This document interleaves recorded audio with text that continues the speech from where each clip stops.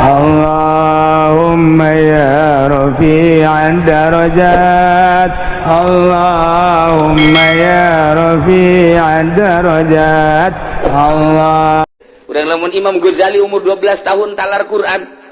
Ketika Kangjeng Nabi amprok jeung Kangjeng Nabi Musa. Kangjeng Nabi Musa hayang nyaho ulama anjeun coba dia mah. Cokot pan roh Imam Ghazali tah lawan. Itu Kangjeng Nabi Musa eleh ku Imam Ghazali kapan? Tau sakieu umatna ieu lain lalaga tuh komo Kangjeng Nabi. Ngan eleh kunaha eta? Eleh sakieu doang. Begitu Kangjeng Nabi Musa nanya ke Imam Ghazali, "Man ismuk?" "Ana Muhammad bin Muhammad bin Muhammad bin Muhammad bin Muhammad Al-Ghazali." Baik. Cek Kangjeng Nabi Musa, aing mah naja ge saha sia ngaran. Untuk kudu Muhammad bin Muhammad bin Muhammad bin Muhammad Al-Ghazali. Muhammad sih. Cek Imam Ghazali pan kula ge eta teh kejaritakeun ente. Musa, kunaon? Apa lanjut teh waktu ditanya ku Gusti Allah? Bismillahirrahmanirrahim. Mimiti Gusti Allah nyaritakeun kabutuhan jang para keturunan Adam. Sabada nyaritakeun kebutuhan terutama tentang pakaian dibahas begitu panjangna, kemudian taklif. Pemerdi parentah-parentah dijelaskan tentang cara-cara ibadah ka Gusti Allah sabada taklif bakal ditempo. Cek Gusti Allah kabutuhan sehari-hari aing leuwih nyaho jang berbagai negara-negara. Di Arab butuhan korma jeung kacang. Termasuk roti-roti disadiakeun ku aing. Di Jepang kebutuhanana kitu kentang. Ku aing cek Gusti Allah eta tanaman-tanaman kentang luar biasa. Potato.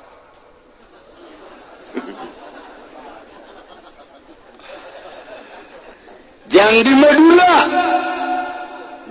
jagong timimiti jagong manis datang ke jagong berbagai jagong aya kurang kumaha aing jang kitu nopang kebutuhan manusia di luar eta ya Jakarta aya bakso Betawi, aya deui soto Betawi, aya deui sop kaki sapi Betawi haji kitu Asnawi. Kurang kumaha aing di Jakarta jang gitu kebutuhan Jakarta diayakeun ku aing.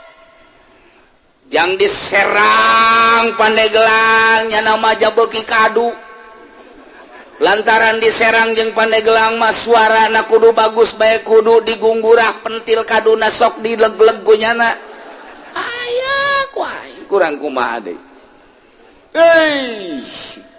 Datang ka eueuh kaduna ge lemburna make kadu. Geus puguh kadu engkek, kadu cekek, kadu macam-macam kadu geus pokona. Pohara jasa. Aduh, aya nu ngahiji jeung peuteui kadu peuteui. Mah, geus kurang kumaha deui. Gah, kabutuhan teh nu pare teh dan lain sebagainya kurang kumaha. Sia deuk ngomong naon deui? Hayu. Butuh pakaian. Timimiti pakaian nu ipis, hero, sipon. Datang ka anu rada kandel titoron, datang ka tek-trek pamatek jeung sagala mi tek-trek lah aya kabeh hayu sia ka wol wah deuk kumaha deui samping mimiti gajah lari datang ka gajah depa ya ya kabeh ditaon deui sia hayu naik seetik lemaya samping Maulana dan lain sebagainya kuarima atlas ayat geus dikemas sedemikian rupa naik kuari ka Al-Jupri segara Al-Haji segara kitu Al-Puket macam-macam Guys, BHS segala tamer kuarima dan lain sebagainya Al-Hidayah jang kabutuhan sia hayang make nu ieu handap nu sederhana nu luhur aya kabeh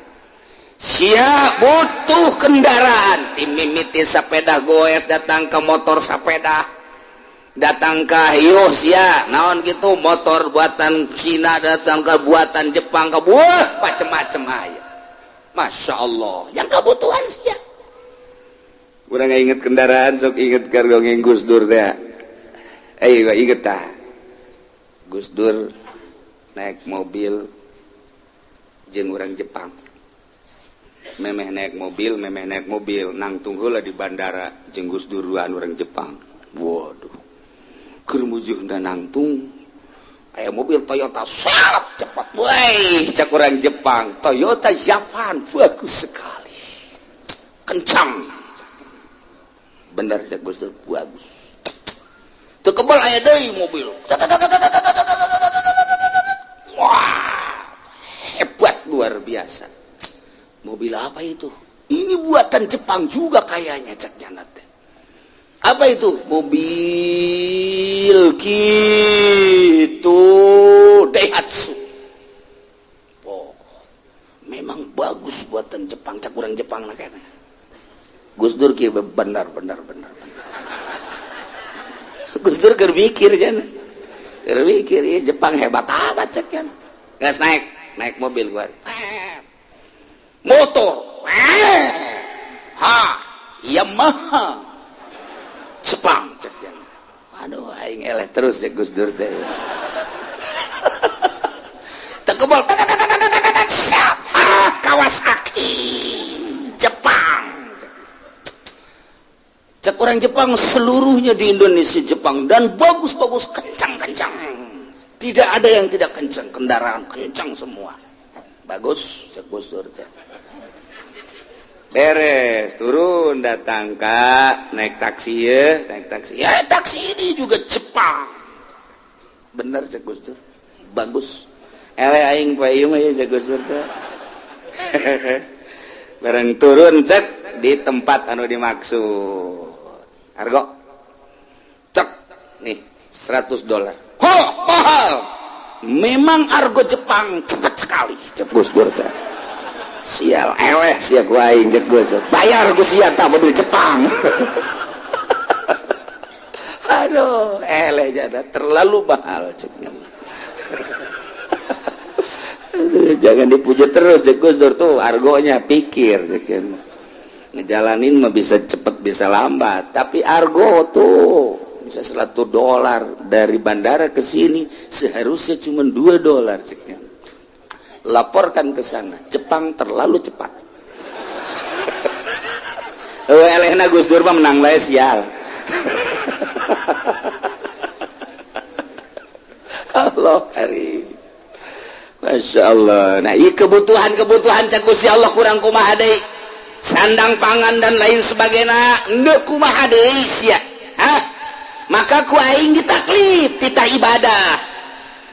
ja kabutuhan sia teh dahar minum pake imah kendaraan kurang kumaha ayo sapoe sapeting salat sia kai malah lamun keur beberangkatan nu 4 jadi 2 zuhur perkecil 2 rakaat asar perkecil 2 rakaat malah keur leuleumpagan mah boro-boro nu lain zalah wali songo ge diperkecil tidak salat loba nu zalah teu salat blon Masya Allah awewe onam bebeja moal sholat kula mah head cek nyawet nyonte lalaki sarua bae abdi ge head cenah ge lah ayo sia nongtot bol bisa ieu tah taklif Ramadan puasa sia ayo mimiti ibadah teh sakadar anu faraidna bae nu farduna bae cukup sakitu ge cukup geus sepenting salat 5 waktu teu kudu make sunah. Puasa Ramadan doang sabulan teu kudu make puasa-puasa sunah. Enggeus, sakitu doang cukup surga. Masyaallah, hampang jasa. Ngan asal enggeus daek bae ibadah mah dibere resep nambahan nyana.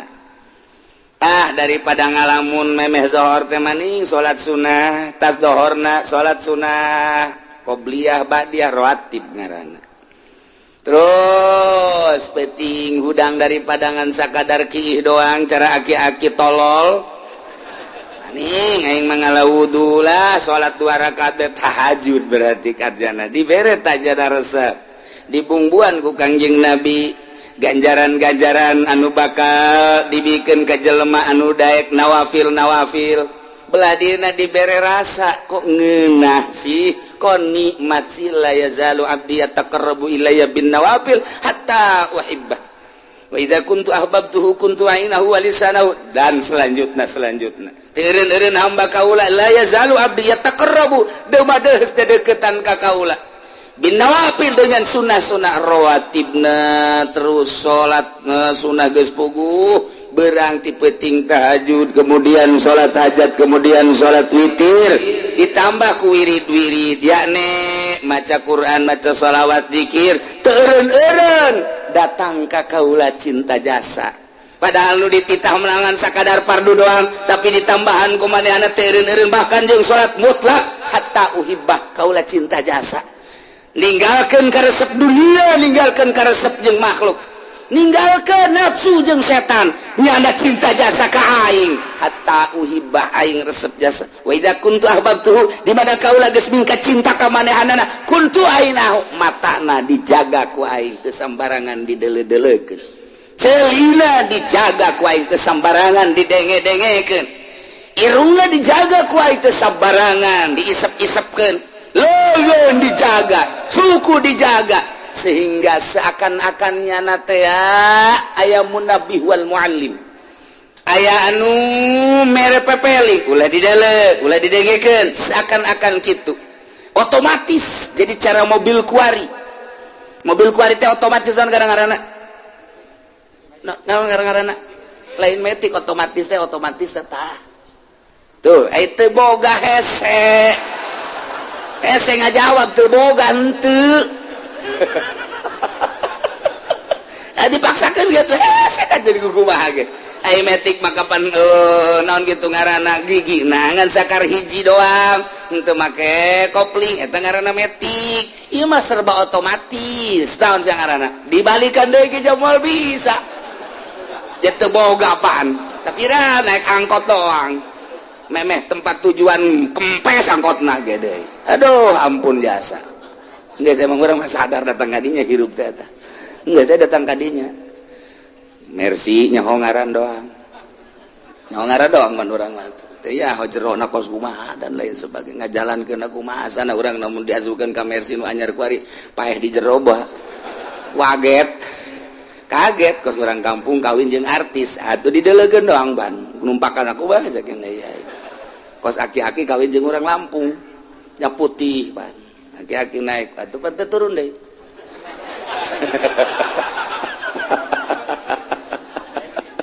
Kaget tuan. Iya ditaklif. Ya, ayo cak Allah teh kebutuhan sia dahar.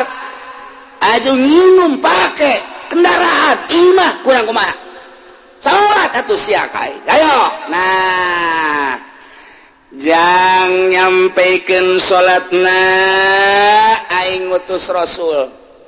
tiba heula ku aing diutus ti mimiti Kangjeng Nabi Adam jeung Nabi Idris Kangjeng Nabi Nuh terus Kangjeng Nabi Lut terus Kangjeng Nabi Ibrahim kadeda Kangjeng Nabi Musa Harun terus Kangjeng Nabi Isa terakhir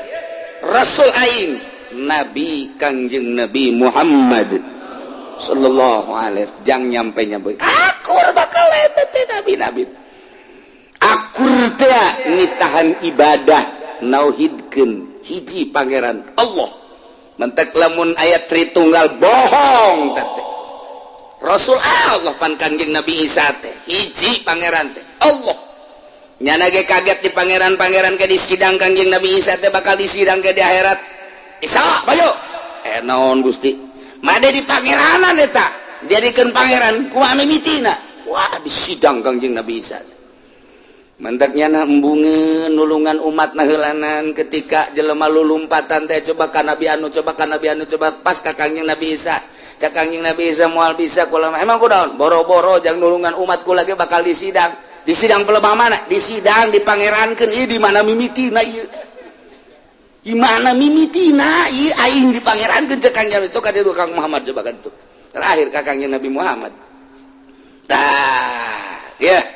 wari Kangjeng Nabi diturunkan kita nauhidkeun ka Gusti Allah wari nyaritakeun syariat diantarana eta rukun Islam syahadat salat puasa zakat haji etalah syariat nu dibawa ku Kangjeng Nabi urang Kangjeng Nabi Muhammad sallallahu alaihi wasallam tina rukun Islam eta beuh kitabna. Ya Allah nuleutik menang mereteli tina kitab gede sapina kitu kene takrib riyad naik saeutik irsadul ibad naik deui kitab Fathul Muin disarahan kitu takrib ge Ibnu Qasim jadi 2 bajuri Fathul Muin disarahan jadi 4 i'anah digedekeun ka ditu jadina kaluhur deui Fathul Wahab. Woi di Fathul Wahab dikembangkeun deui wah ka dituna jadi raudhah jadi natufah nihayah masyaallah karim lain lalagaan woi ka dituna disarahan 20 jilid masyaallah kitab teh tidinya doang ge puluhan jilid ratusan jilid euy nu mantak teh bisa 1 tahun 2 tahun ngaji teh manae jelema santri doakeun cenah kula nek nyeun pondok sabaraha tahun saya mondok 10 tahun ya can sakumaha ngaji 10 tahun mah geus kaukur jasa paling geus sakieu naon cenah eta rahasia teh mah pokona sakieu geus tuh sabaraha tahun masantren aya cenah bangsa 12 13 can sakumaha lamun sabaraha tahun masantrenna aya meureun 17 tahun mah rada deres. Amun sabaraha masantren tileutik cenah kula mah masantren teh memeh lahir geus masantren nah ieu. Parah ieu mah ieu. Ieu parah ieu ya. Tah eta kare mah bageut hese ngaji mah. Hese lain lalagaan. Di samping hese ngaji macana. Naon kitu ngamalna. Di samping ngamalna hese deui ikhlas dah. Masyaallah. Terus beki luhur asal geus bisa ikhlas we ngemplong jadi cekas ikhlas bah dek nyolakeun nu di deuleu sagala sholawat segala tek-tek beungeut eta geuyebed eta nu kos kitu teh geuyebed dek ngariung di deuleu sugih henteu ai praktek nyolong bade nyariung di dusugi henteu dibere berkat barang di susah berkat gede nyolong bade dibabagi ku jangan sia ka ditu bae aing gade emang kunaon geus ulah ngomong rahasia di jero hatena ieu sugih bagian aing itu mah susah sia barang balik teh anu susah teu kabawa berkatna aing nyana eueuhna naonan sial jasa aya deui nu ngundang meudang 2 peuting ka 3 peutingna nu susah aing bagian aing nu teu susah atuh maka mari ge nu susah gede berkat sia ka ditu nu sugih tolong pas nu susahnya susah deui nya minta tolong boro-boro berkat deui emang nasib jore jasa cenah cekan aing kunaon eta teu ikhlas ai ikhlas mah moal aya kos kitu moal deuk kumaha teu ikhlas mah ngomong bae ngomong teu dibere ku diberena komo teu dibere ngomong malulu eta kiai lamun anu kos kitu gantung tambah kiai kos kitu mah ai ikhlas teh ayana naon geus bae keur carita diberkatan alhamdulillah lah sapira sangu atuh jadi kamari geus dahar bae paling bae mun teu diberkatan paeh meureunna kitu bae geus ulah hese-hese jadi diberkatan tuh alhamdulillah geus ulah aya naonan tangeunaheun kadangana tiis mentek permut jelema nu ngondang ge naon sebabna tiis hatena ngeunaheun aing mah cenah moal ngondang kiai anu deui kurang nungkeur ieu diomongkeun kadangnya ku kiai nu maksud aing ngomongkeun teh lain ngomongkeun naon abes sia rada gede merena kan begitu beres da kos itu eta kiai nu kos itu mending gantung cek ulah di mana di Tangkal Jarong gantung ye Allah ya tah keur carita dek naon deui aing geus ngajelaskeun tentang kabutuh sia berek ku aing sia timimiti pakaian dahareun inung tadi padi geus dijelaskeun ayat dage lain lalagaan masyaallah karim yuwari sawatikum warisha ya bani adam qad anzalna alaikum libasa yuwari sawatikum warisha wa libasut taqwa zalika khair diberek ku aing teh geus tambahan deui ka dina kulu washabu wa la tusibu innallaha la yuhibbul musib dahareun inuman kabeh bila perlu segala kendaraan dan lain sebagainya geus aya di dinya kamari geus dibahas tuari taklif pemerdi panita kades ya awas aqimu wujuhakum inda kulli masjid wad'uhu mukhlishina lahuddin kama bada'akum ta'udun laksanakeun ku hari perintah-perintah salat puasa dina waktuna ayo ulah sambarangan sangeunahna nu haram dihalal-halal nu halal diharam-haram qul man harrama zinatallahi allati akhraja li ibadihi wat thayyibat minar rizq qul hiya lil ladzina amanu fil hayati dunya khalisatan yaumal qiyamah kadzalika nufassilul ayati liqaumin ya'lamun laksanakeun ayo nu cak aing wajib cak Gusti Allah sunah haram jauhan geus komplit taklif ngaranna nah kuari dek dicoba awas cek Gusti Allah ya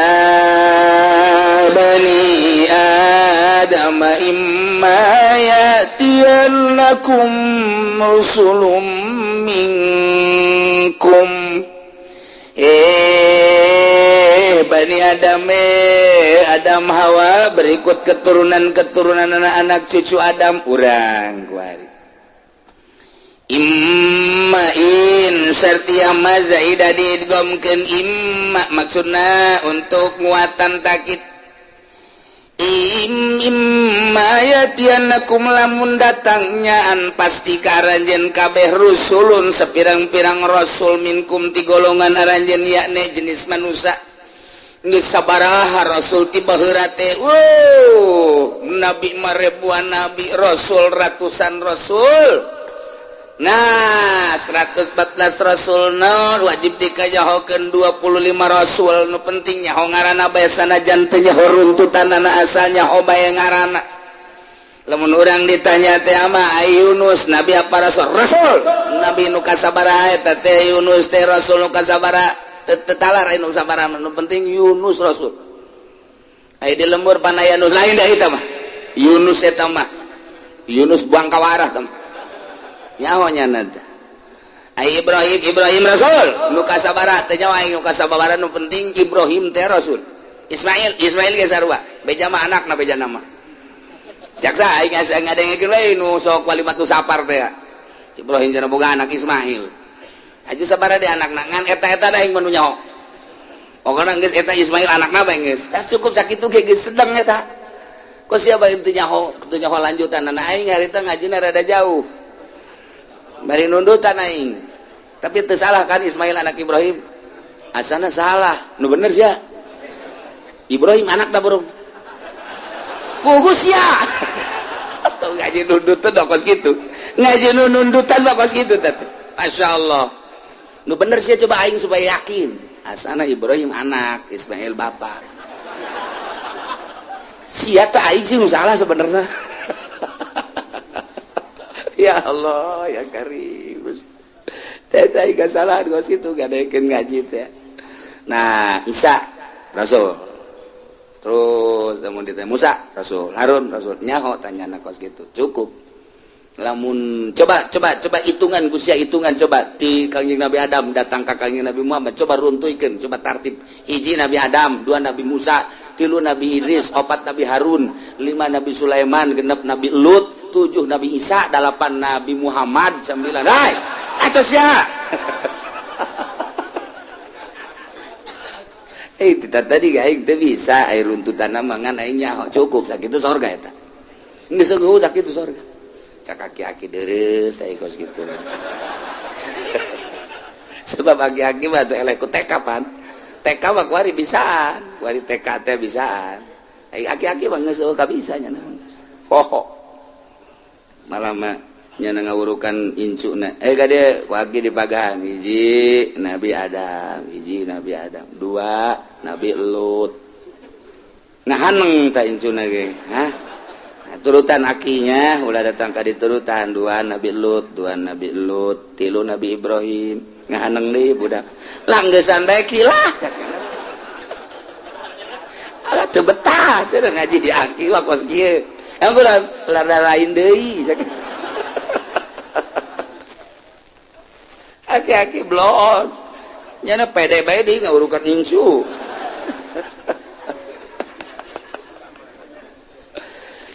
imma yatiyannakum rusulun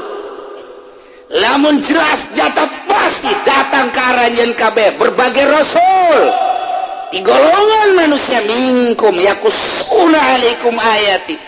anu bakal nyaritakeun ka aranjeun kabeh ayat-ayat kaula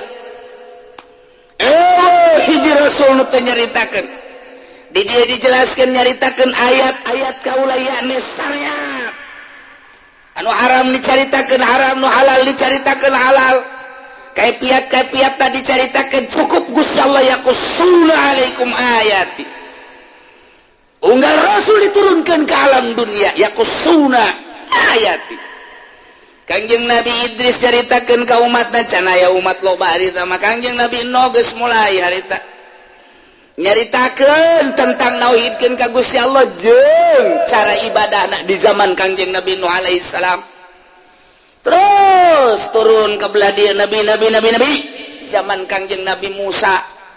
zaman Kangjeng Nabi Ibrahim heula terus zaman Kangjeng Nabi Musa terus ka belah dieuna zaman Kangjeng Nabi Isa alaihis nyaritakeun kabeh ge yakusuna alaikum ayati lantaran urang mah teu nyaho nabi-nabi nu baheula aya ge lah ala kadar lamun keur dongeng anu nyaritakeun ari jelas napapan urang mah teu nyaho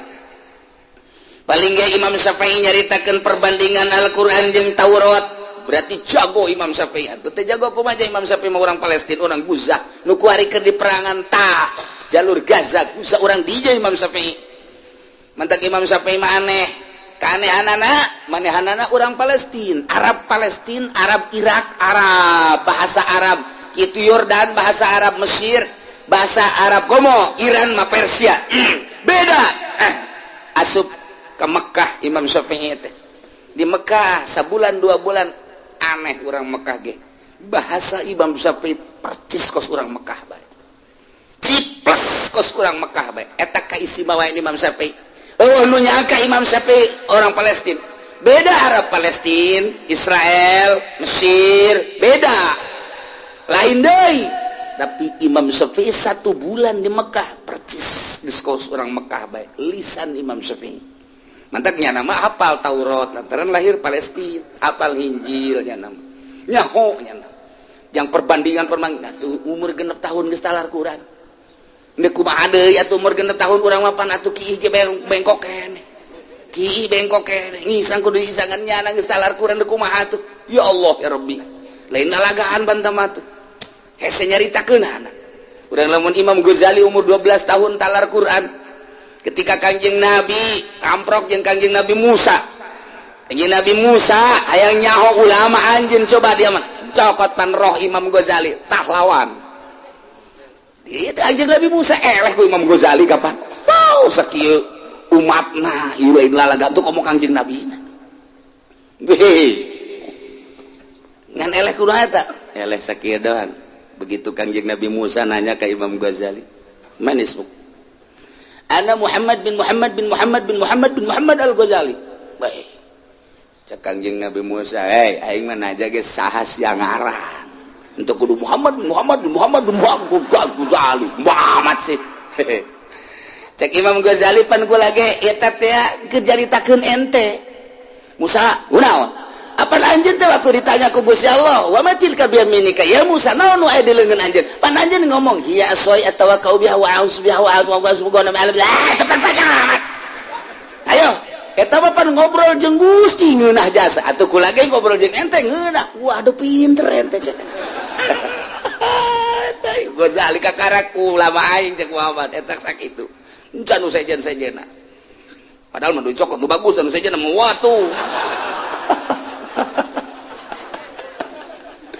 padahal mah lain Imam Ghazali bae lain Kangjeng Nabi Musa bae nu sok narembel urang lamun ditanya ku kabogoh nerembel sarua kakak ira kadieu teh tadi berangkat nama isuk-isuk haju naik mobil mogok di jalan aya kempes etik di hadean neangan si elai hese haju manggih-manggih rada kebel terus aya alhamdulillah jadi haju dahar heula haju kasangka dieu teh cek kabogona panjang amat sih jawabna Kak nikmat nikmat ngobrol jeung neng teh nikmat oh gitu ai sumur pareum teh di mana ka sumur pareum ka sumur pareum ditanya kunya jadi lain aya sumur pareum bae aya tanggar erbis teh di mana nu teu perlu ditanya bobogohan mah ditanya bae kunaon eta lazat ngeunaheun ai geus atuh ai kitu baca Kangjeng Nabi Musa geus hebat jasa tuh ulama waduh luar biasa tuh eta dibawa dikeun di Bogor Masya Allah. Nah iya ya Rasul teh nyaritakeun urang mah teu nyaho Taurat teu nyaho Injil aya sempalan-sempalan ge uraian Imam Syafi'i sempalan-sempalan ge keur dongeng carita Kangjeng Nabi dina sejarah Kangjeng Nabi aya bahasa-bahasa di Injil mah kieu Taurat mah kieu aya ge ngan sakadar sakitu teu nyaho urang babagan dina Zabur babagan dina Injil dina Taurat teu nyaho urang mah berarti kan aya kaifiat-kaifiat tertentu cara ibadahna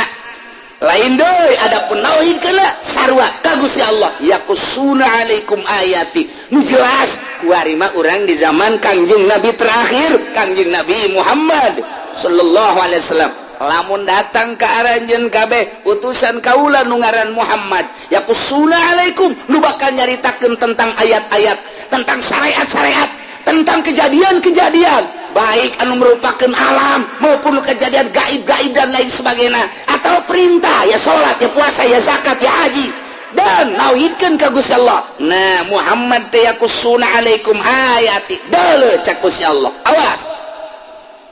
famanittaqa aslaha fala khaufun alaihim wala hum yahzanun maka sahabat jelema nu mantek di dieu make famanittaqa lantaran tadina ditunain ditendenan mazaidah satelit takkid panjang tatengagang aya rahasia-rahasia ieu mah keur carita singkat bae famanittaqa maka saha jelema anu ngaraksakan kasyirikan tina kasyirikan berarti pembawaan Kangjeng Nabi nu dibawa ku Kangjeng Nabi nauhidkeun ka Gusti Allah nyana langsung manut. Nu pertama iman ti kalangan pemuda Kang Sayyidina Ali karramallahu wajah ti kalangan jelema hartawan budayawan hartawan Kang Sayyidina Abu Bakar Siddiq ti kalangan wanita adalah istina ku anjeun Siti Khadijah etalah jelema-jelema nu brilian otakna pikiranna hatena nu geus teu bisa diganggu gugat jeung ditawar-tawar di iman langsung ka Gusti Allah pamanittaqa saha jelema nu iman ngaraksa tina kajulidan kasyirikan iman langsung nauhidkeun ka Gusti Allah wa aslaha ngabeberes soal peramalan-amalanana kumaha wudu nu bagus caina kemudian praktekna kasunahan-kasunahanana salatna syarat jeung rukuna puasa haji dan lain sebagainya kumaha wa aslaha tentunya na menggali anu bisa cicing di pondok pesantren ngagali tentang syariat jang aslaha anu teu bisa di pondok pesantren lantaran geus kakurung ku situasina geus teu memungkinkan mingguan teu bisa mingguan ge lantaran loba poe minggu hajatan ngabesan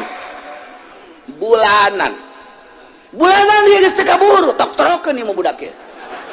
Tokrokeun ieu deuk iraha tuh ieu budak. Nah, deuk aslahana iraha. Paman dia tako iman ka Gusti Allah, ngejaga tina syirik, ngejaga tina kufur, ngejaga tina nifak. Wa aslah ngabeberes tentang cara-cara peribadahan cicing di pondok pesantren atau ngaji. Nu deket bae di masjid, di musola, mingguan dan lain sebagainya. Jangan beberes teh. Berarti iman ka Gusti Allah. Kumaha lamun ka situ iman ka Gusti Allah, ngajaga tina syirik, nifak dan lain sebagainya. Ngabeberes cara-cara ibadah waslah ulah mang deui. Fala khaufun 'alaihim wala hum yahzanun. Cukup Gusti Allah sakitu. Urang mah teu kaarti fala khaufun 'alaihim wala yakasien. Ai sieun mah kaharep.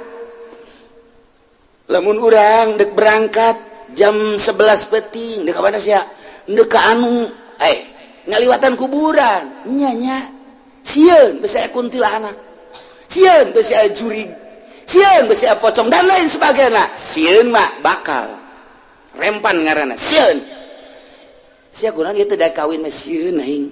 Kumaha lamun geus kawin ka ditu teu kana pakan sieun encan berarti. Sieun tah di dieu sieun fala khaufun 'alaihim. Sieun teh kaharep jelema anu ittaqa wa aslaha moal aya ka sieun kaharep. Lantaran geus dijanjikeun ku Gusti Allah. Walahum yahzanun, nu katukang yahzanun mah urang teh merenung bae, sedih prihatin yahzanun ngaranna. Cicing beki keur nyaritakeun masyaallah kunaon cak majikanna masyaallah panarita teh meunang gusuran 1 miliar ajupan dipakainya bangun imah 500 juta sesa 500 pakai meuli mobil kijang panarita kan aya 250 deui panarita pakai usaha usaha teh akan hancur-hancuran ka mobil-mobil beak ieu imah sertifikat akan geus di bank eta teh ngarenungkeun nu enggeus yahzanun ngaranna ngalamun nu enggeus merenung nu enggeus sedih tungtungna ngalamun ku nu enggeus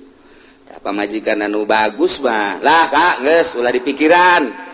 geus bae ulah dipikiran masalah ieu atuh dicokot ku bank-bank geus urang mah kebel moal kebel hirup batur ge hirup di handapeun jembatan jahari hirup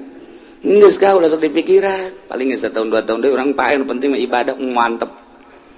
mun aya awewe kitu mantep jasa tah ngeunaheun kana aja jantung jahe sia ye terus gede hate geus ulah dipikiran lah aja urang bakal pararae ya turun geus bae ka geus aya di ditu nameureun nanti lauhil mahfuz ja pinter sia ieu aduh tuh sia atuh nyaho kitu mah gagamtian MZ atuh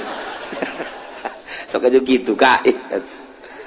tapi lamun kieu mah pan Kak heueuh nya mun harita rada apik-apikan mah ieu geus kieu kumaha gitu kumaha deui atuh Pak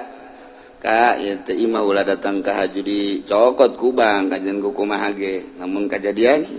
atuh kula urang balik kakak ulah milu kan jadi kieu kitu atuh ye tuh kumaha deui atuh rumah tangga pan kudu tanggung jawabna Kak nanaon ge giliran ngeunahna tuh kudu ngeunah ge henteu ngeunah tuh kula balik anteur aing ka Sukabumi ka mana ka Sukabumi ka ditu endek naon meuli telu aing jangan lulus 1 lulus sia eta kos kitu tah ieu babadi taqwa waslah cukup Gusti Allah fala khaufun 'alaihim wala hum yahzanun kaharep moal aya kasieun nu katukang moal aya prihatin karenung kieu urang lalakon keur ngora aing masyaallah keur ngora mameureunana ngaranna ge masa muda masa anu geus teu puguh karuh ka mana hayang kakalayangan duit sababaraha beak bae maksiat di mana mah aing rada deres ge ka belah dieu we barang geus kawin boga anak teh tapi tetep we pandai koprok bajalan keneh heula mah jaya lenom sagala aya golek baheula mah pandah sagala topeng di dinya aya topeng di dinya aya aing ka belah dieu na we aing geus eureunan ge nu mantep keureun kunaon emang Kak tupan eueuh deui jang judina beak. Oh jadi lain tobat. Tuh tobat ngan bareng jeung eueuh. Manya tobat ku situ ka, lalu loba omong sia atuh. Geus ieu mah tobat teh kakak ieu. Geus tobat teh merenung tah nu geus kaduhung amat waktu baheula lain pakai ibadah. Gusti pake kos ka itu raradutan azan aing hirup bener kakara kaya we sataun mah. Sedangkan ku ari umur teh kan 64 jadi 63 ku aing dipake tuh beres bae. Asana hirup kakara sataun bae nu beres teh. Eta merenung yahzanun ngaranna hazan ka tukang. Urusan dunia, urusan agama, urusan akhirat nu enggeus dan nu enggeus eta hazan ngaran. Lamun uncan khauf ngaran tah jelema nu iman ka Gusti Allah dengan nurut kana syariat Rasul nu dibawa ku Kangjeng Rasul khususna urang kuari di zaman Kangjeng Nabi urang nurut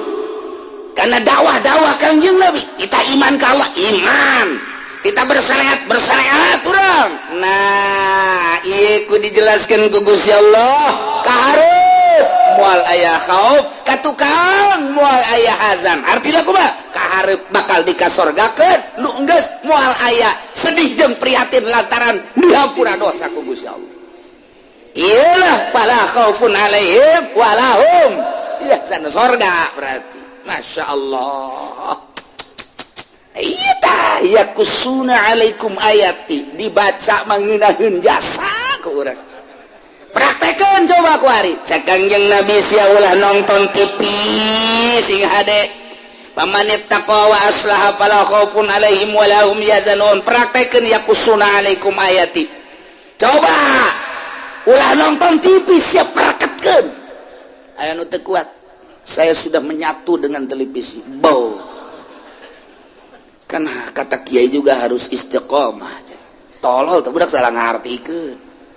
teu kuateun teu nonton TV ulah boga HP coba kumaha HP mau dikak bulunya tidak ada teman yang setia kecuali HP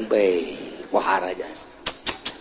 kapanpun dan dimanapun dia selalu bersamaku waduh penghibur yang setia adalah HP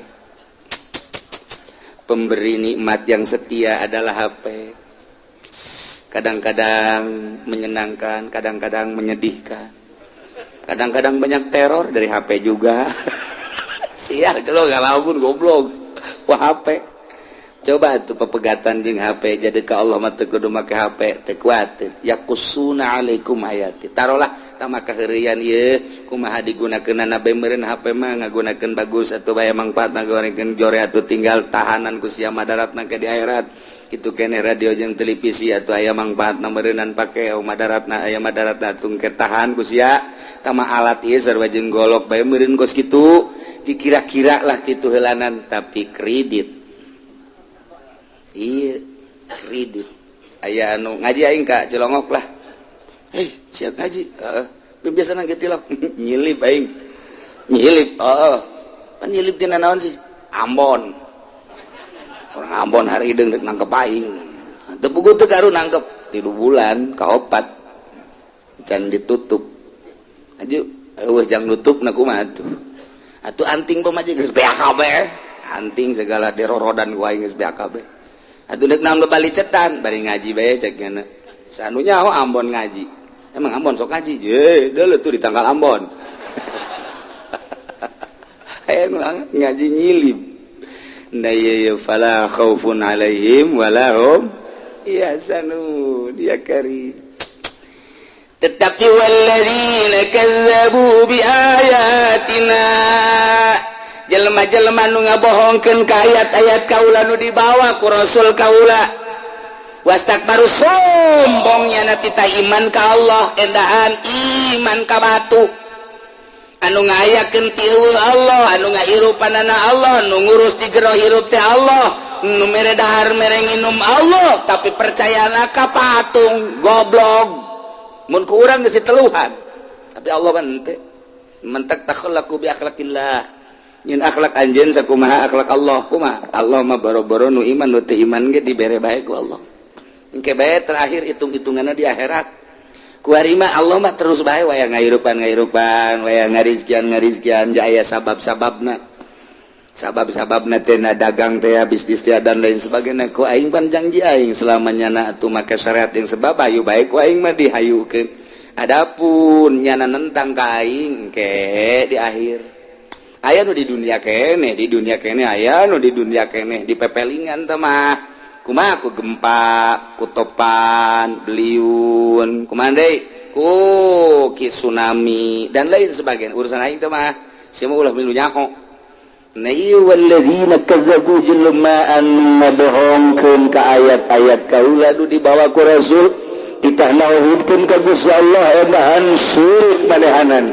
endahan nyembah ka patung ka batu endahan nyembah ka makhluk biladena nyembah teh ka jabatan jeung dunia wastakbaru sombongnyana anha ninggalkeun ayat-ayat teh iman kumaha ulaika ashabun nar jelema eta bakal jadi penghuni neraka sabaraha bulan di narakana sabaraha tahun di narakana oh eta mah geus aya kontrak di narakana hum fiha khalidun nyana lantaran geus inden jadi penghuni neraka terus bae salilana bakal di neraka digodog dibelum di sate. Na'udzubillah min zalik wari Amerika kerja di raja Inggris, Jepang, Jerman, negara-negara kafir lah terutama mas sekutu Yahudi nentang jasa karena kitu katauhidan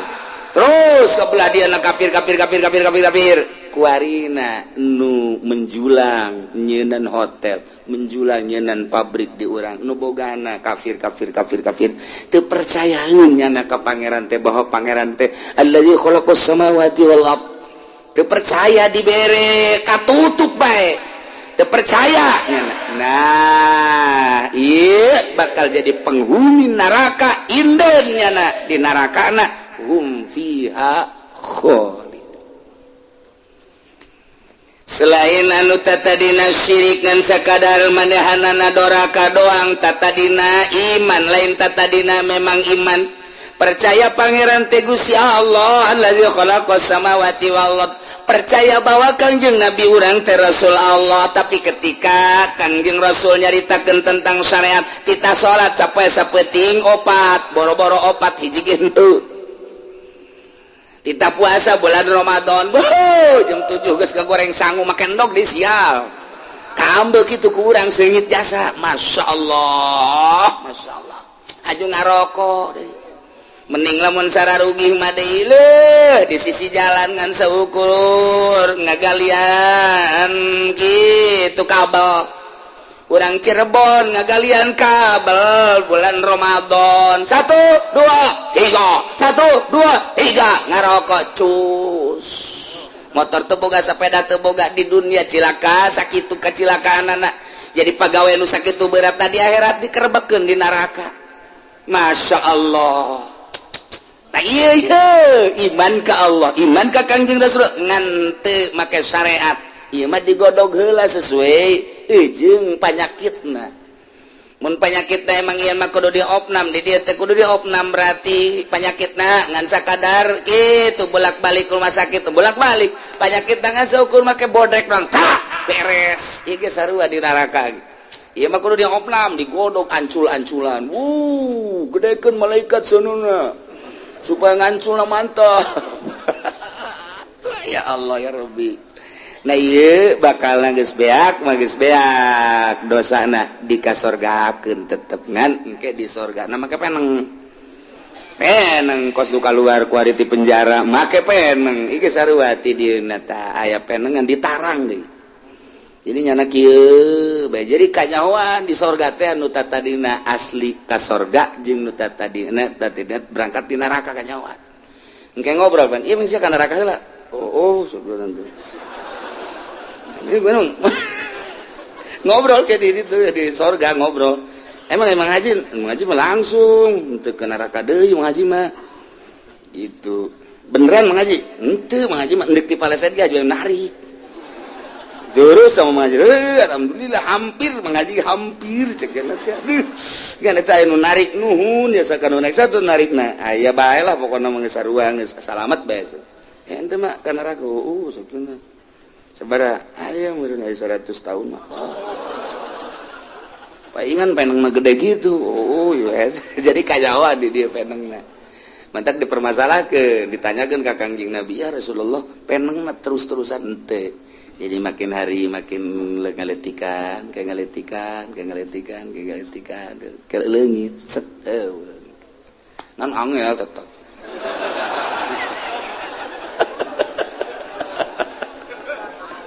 ya Allah atuh Kangjeng Nabi nyaritakeun ka situ sabaraha lilana eta kaleungit ditanyakeun ka Kangjeng Nabi ku sahabat ayat nu hadis pertama menyaritakeun ka Kangjeng Nabi teh leungit bae nu kadua aya deui nu nanyakeun di riungan ke ya Rasulullah teh leungit teh sabaraha li maksudna sahabat ge izin pan beusi nyana ka neraka izin kan engke lila nah lilana sabaraha lilana disesuaikeun jeung lilana di neraka kaharti kan mun di neraka 10 tahun nah ieu leungit 10 tahun mun di neraka 20 tahun mun di neraka 1000 tahun 100 tahun karak leungit jadi peneng eta mah otomatis bakal ngakuran jeung lilana di neraka lamun di neraka sapoe ka sore leungit ya eta mah geus nyumput bae heulanan ulah ka kapang jeung jelema nya di pager kieu bae lah apa itu kajawa diana kayak geus eueuh karak ngaca heula ya selesai paling nggak ditanya sia ka mana heula ulah loba omong aing ngilib heula ya karim masyaallah nah iyalah ya yakin jelas nyata datang ka anjeun utusan aing cek Gusti Allah rasul ti golongan anjeun manusia yakusuna alaikum ayati nu bakal ngebejer beaskeun bakal ngajelaskeun tentang ayat-ayat kaula timimiti urusan ketauhidan datang ke urusan perubudian permuamalahan dijelaskeun ke rasul kaula yakusuna alaikum ayati urang teka zamanan ka Kangjeng Nabi urang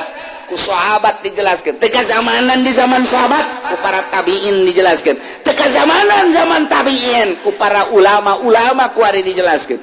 ngan ku ari ngajelaskeunana lantaran teu masantren marengkol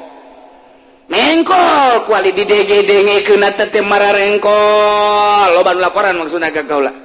aya anu hasil menang di televisi lantung laporan kiai saya mendengarkan di televisi terus ya daek ngadengekeun televisi atuh naon ini uraiannya gini waduh aya deui saya ngedengerin di radio begini ih kuleukeun teh budak deui ngadengekeun radio aya deui cenah ieu meunang di internet waduh pohara jasa ikhlas ieu mah budak maka di internet segala aya deui nu ngadengekeun ceramah cenah kieu aya nu lempeng teh ieu lolobana aya nu mengkol teu masantren mah mengkol bae sebab naon kabawa ku muatan-muatan di jerona kiai asal geus ka Golkar bae coba dengekeun ge pidatona ujung-ujungna mah ngajak na kadinya deui kadi lain ngajak ka Allah lain mimitina mah hebat ketahu meyakinkan teh ujung-ujungna lah di ka mana deui atuh urang hirup yes banding berteduh di pohon beringin aduh mantep cek ya kalau inget beringin sok inget eta teh sok inget anu di itu Abu Nawas ngalamun dari tanggal caringin ge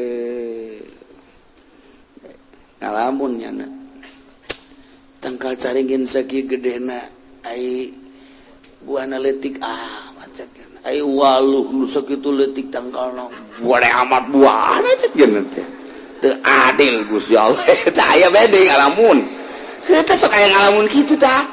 masyaallah ngalamun eta pun awas teu adil Gusti Allah lamun bener Gusti Allah adil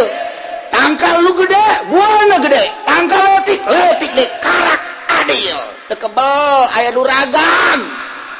buah caringin pas kahulunya potok di deuleu tangkal buah hadena leutik lamun dikira-kirakan segede waluh pae haing jakena maha adil Allah tuh. Jujur Allah adil jasa boh horenganan ieu teh lain sambarangan tangkal caringin teh jang nyuhan berarti lamun buana gede jelema moal ngariuhan di tangkal caringin buktina aing nyuhan sakedeung aya buana raga kahulu aing maha adil Gusti Allah ulah digedekeun Gusti cikeneh mah nya nyarekan ka Gusti Allah teu adil tangkal gede aya buah leutik namun neuk adil kuduna bade deui barangnya anak tarajang itu maha adil Allah nah mana nu bener tah sih da bun awas lah. Ya Allah ya Rabbi ieu mah kula ieu inget tah ahli surga jeung ahli neraka surga neraka dongeng Gus Dur deh mah dongeng Gus Dur kebenaran inget bae ya ahli surga geus di surga ahli neraka geus di neraka kuari aya hubungan antara ahli surga dan ahli neraka hubungan bilateral untuk menyatukan visi dan misi. Waduh, sakumaha di DPR. Akhirnya sekali dua kali membuat perjanjian. Sekarang gini dah. Di situ kan ahli surga enak-enakan, tapi kami ini beserta masyarakat, waduh panas di neraka. Dengan demikian supaya ahli surga bisa melihat di neraka, ahli neraka bisa sekali-sekali melihat ke surga. Walaupun kami ahli neraka, sekali-sekali kita bisa melihat neraka surga. Caranya kita buat jembatan. Waduh bagus sekali ini ide cek ahli surga. Bagus ini kita buat jembatan dari surga ke neraka. Supaya sekali-sekali orang surga bisa melihat ahli neraka sekali-sekali bisa melihat, jangan tinggal di surga, ngelihat aja lah. Supaya mantap. Boleh dah kalau gitu. Ya, dibuat MOU. Waduh. Hasil daripada mempermusyawarahkan jadi pembuatan jembatan dari pinggir neraka sampai neraka dibuat oleh ahli neraka, dari pinggir neraka ke surga dibuat oleh ahli surga. Sepakat, tanda tangan. Kita buat secepatnya. Oke. Bagus. Langsung kata ahli neraka nyaritakeun, saudara-saudara, ada angin segar. Apa ini? Kita sudah ada persepakatan dengan ahli surga membuat jembatan dari neraka ke surga supaya kita sekali-sekali bisa melihat surga dan ahli surga bisa melihat ahli neraka. Jadi jangan ada kesenjangan. Setuju. Ini sudah disepakati ahli neraka supaya buat jembatan neraka, di surga dibuat oleh ahli surga. Bagus. Masya Allah. Eta jembatan nindu dibuat di neraka saminggu anggeus. Cepat luar biasa. Beres sana begitu naik ke luhur jembatan anu di sorga 3 bulan can anggeus 3 bulan can anggeus cenah cepet atunya ya oke geus diperiksa deui 3 bulan can anggeus keneh bae diperiksa deui 3 bulan ge can anggeus keneh angel jasa akhirna musyawarah deui begitu musyawarah hasilna ternyata penelitian nu mantak. Iya di sorga angel nyeun jembatan sebab ahli-ahli sorga mah teu nyaho soal proyek-proyek sebab nu ka sorga mah jelema laleutik ustad santri kiai teu nyaho proyek nya mah angel jakna barang diteliti di neraka paengan cepet orenganan boh improna aya di dinya kabeh. Waduh ahli proyek pemborong aya di dinya kabeh. Bupati gubernur berikut presiden aya di dinya kabeh. Nu tak cepat yeuna. Akhirna dibatalkeun pembuatan sial da Gus Dur. Bisaan bae bupati atuh seuri ge seuri koneng nyana. Atuh gubernur ge seuri hayang seuri tapi pan kanyana sial aing berarti di jerona. Kepala pimpro segala naon geus bae Gus Dur ngaranna ge. Wassalamualaikum warahmatullahi wabarakatuh. Dek protes kumaha ka Gus Dur. Berarti urang nyaho tah di ahli surga ya eta. Di ahli neraka ya. Lambat jasa gara-gara lambat. Atuh dek lambat kumaha teu lambat kumaha sapira ahli surga mah nu fakir nu miskin. Santri, atuh pan santri mah kuari ge potongannya na baca. kopeapan berem lain hidung lain santri isuk-isuk lain mandi ngawuduk heula itu santri babelon pan samping atuh geus teu nyawa seragam pan nya mah atuh nu mana bae kadang-kadang nu nyana babaturanana santri bae hirup teh bebas dia di pondokna keneh geus jadi wali santri mah bebas hirup teh ya kabeas-beas nu saha bae disiuk bae ku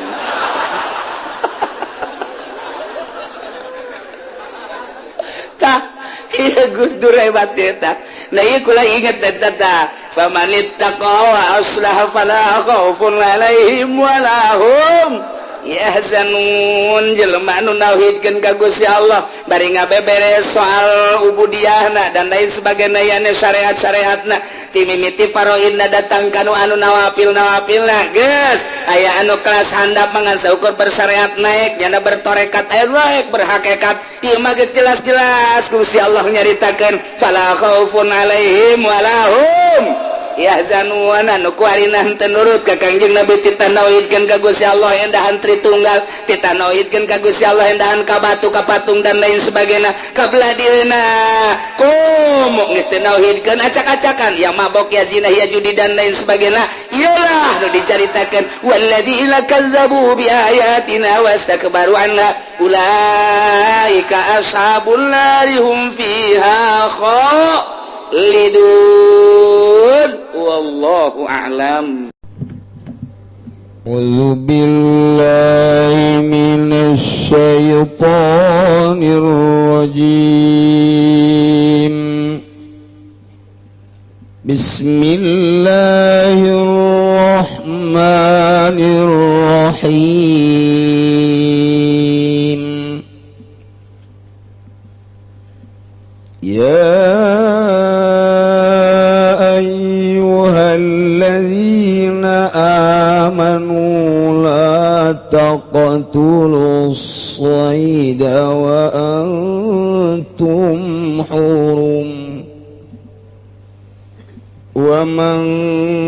qatalahu minkum muta'ammidan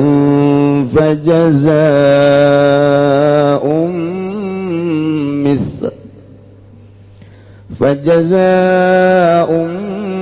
مثل ما قتل من النعم يحكم به ذوى عدل منكم هديا بالغ الكعبة أو كفارة طعام مساكين أو عدل ذلك صياما ليذوق وبال أمره عفى الله عما سلف ومن عاد فينتقم الله منه wallahu azizun intiqam. Allahu alamu bimuradi eling-eling ngagekang badang imankeun ya ladina kabala taqtulu aja mataini zirakabe asaida ing buronat ale utawi zirakabe iku pirang-pirang kang yaram muhrimuna tegese kang yaram gabe biajin kalawan haji umratin adawa umrah wa man qatala ulan utasa pamaniku matani amanu ing usaid minggu maledatu saking zakabe mutamidan alema ma fajazaun maka iku walas bitanwini kalawan tanwin waraf umma ba'du waraf ima ba'du lan dan dopakeun barang kang tetep ing dalam sausana jazaun ay fa'alaihi jazaun tegese maka iku tetep ing atase manut wawalas wa utawi jaza mithlu ma qatalaikum pamane barang kang mateni wong minan na'ami ladatu saking ingon-ingon ae sibi tegese umpamane jaza yashbi tegese umpamane maqatala fil khulqati dalam kedadeane pikiratin lan iku tetepin dalam gerawa pikiratan lan megarat suwiji mabi dapati jazaun kalam dan dapatekeun lapat jazaun fajazau misli ma qatala minan na'am iya kumu kang hukuman bi kalawan abil miti tege kalawan umpama rajulan isabong lanang loro zawadin kang anduene karone adil mingkum ing sira kabeh lauma fatonatun iku tetep gadua rajulani utawi kapinteran yumayizani kang ngabedakeun ya karone rajulaini biha kalawan fatona isbal asya'i bihi kang leuwih nyerupa-nyerupane pirang-pirang perkara bihi kalawan misli Qad agama Ibnu Abbas dan teman ngauguman sapa Imam Ibnu Abbas wa Umar lan ki Umar wa Aliun lan ki Ali inna amati ing dalam hewan na'amah adawa nu'amah manuk suari bibadanatin galawan onta wa Ibnu Abbas dan wis ngaukuman sabai Muhammad wa Abu Ubaidah lan ki Abu Ubaidah fi baqari wasing dalam satu kesit wa imari lan imar washi fi baqaratin galawan sabi wa Ibnu Umar lan wis ngaukuman sabai Imam Ibnu Umar wa Ibnu Ablan Imam Ibnu Auf fi dhabi ing dalam kidang bisatin galawan wedus wa agama biya Ibnu Abbas dan wis ngaguman biya kalawan saat sahabat Ibnu Abbas Umar dan Umar wa girum lan liagan Ibnu Abbas dan Umar bil amaming dalam manuk dara ila annahu kana zatu ana yasbawa iku nyarupani amama ing syat bil abing dalam minum hadiah al-hadialun iku dadihal min jazaun saking lapat jazaun baligol kabati kang negakeun ing Ka'bah ae ablu tegese negakeun ya si wong bi kalawan hadiah al-haram ing tanah haram bayat bau makan melezi wong bi ing dalam hadiah bayat sodakulan ga sodaka ya wong bi kalawan adan ala masakin ing atas pirang-pirang kang miskin haram wala yajuzulan larawan ayat bapa yang tanyo melayasi uong ayat suka na sekira-kiraan ayat si uong atau yang dalam panggonan tinemu ya si uong wa nasbulan utawi nasabe atau wa nasbulan utawi nasabe lapad hadian itu na'tan iguganan ya nasbi kunatan dari nadli magoblaw kada baranggang tetapin dalam sadurungi hadian wa in udipa lan lamun wa in udipa lan sadan dapatkan ya hadian liana dapat dawulab jatun kana zatun dapat labada dan ikul dapat labziah la tufidu kang aramay dagan dapat dari banding dari pa ilam yakun magalamun orang anak-anak Lisaidi ku tetap kada barana pamit umpama minan nami kan tetap saking ngan kal usbur kaya piit wal jarilan walang palai kimatu magi ku tetap kada songgo regane ajarat awalai kafaratun adai ku tetap kada seman udai kafarat garul jasa kang salian wawalas wa in wajada ulan sanjan nemu ya siwang uing jasa ya utawi kafaratamu miskin iku panganan ing birang-birang miskin min galibi kutil balade saking galibi papanganan negara bingung nutu marawa kita manaon jenenge kiamat marawa kita bapan boga pagawean bukan sararia teu mondok atuh ginain pan mondok batu nele kita lebih indah tibatan nele artis Masya Allah nikmat nele kitab teh nikmat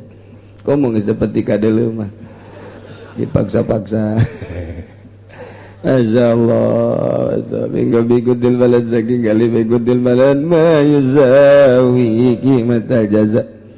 ing barang kang mabadan ya maing regane wa walasi kulli miskinin mudun iku tetep kada saban-saban kang miskin utaya samud pikiratin lan ing dalam kirat suci bi dapat kafarah kalawan dan idabatan kapan kafarah lima badal kada barang kang tetep ing dalam susana kafarah wa yalil bain lan utawi dapat iku maidakan kada bayan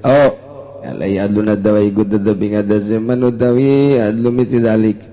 itu umpamane babandingkan umpamane mangkono zalika ta'am siam maning puasa sumugang puasa si wong wing siam an gulimudin yauman saking saban-saban dina ing sadina wa in wajada ulan sanajan nemu ya si man si wong ing jaza wajib dzalika maka wajib dzalika mangkono jaza alaihi ngadasman wa in wajadahu lan lamun nemu yasiman ing jaza wajib dzalika maka wajib dzalika mangkono jaza ngadasman liazu qadrapun yanda nyicipi yasiman wa ba'al amri ing abot babal azqala jazai amri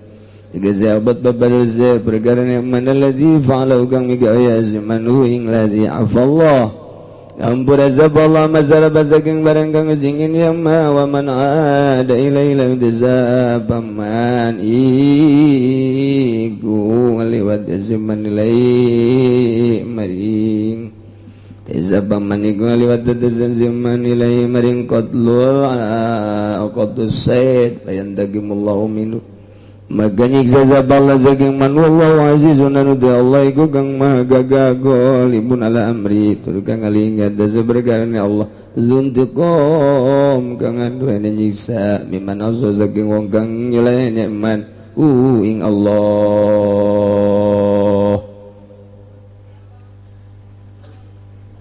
lana wa ulika biqadlilan dan lilakan biqadlika lawan madain yasu'il mudamidan alimama bima dzukira ing dalam barang kang nusdan tutur ya ma apa qata'u kaluluputan apa al-qata'u kaluluputan lamun kamari nyeritakeun masalah cobaan ka ahli-ahli Mekah khususna ahli Madinah yakni orang Arab. Ina masalah mengenai buburon sebab ahlina jeung karesepna hingga jadi pagawean jadi ma'isyah. Wari dituluykeun ketika ihram. Aya larangan ketika ihram nu leuwih berat lantaran orang-orang Arab teh ku hobi-hobina ngalah hewan ngabuburon sehingga teu aya waktuna beurang jeung peuting teh ngalahan hewan bae. Setelah Kangjeng Nabi ngainstruksikeun haji ketika ihram aya larangan-larangan ieu ayatna ieu Ya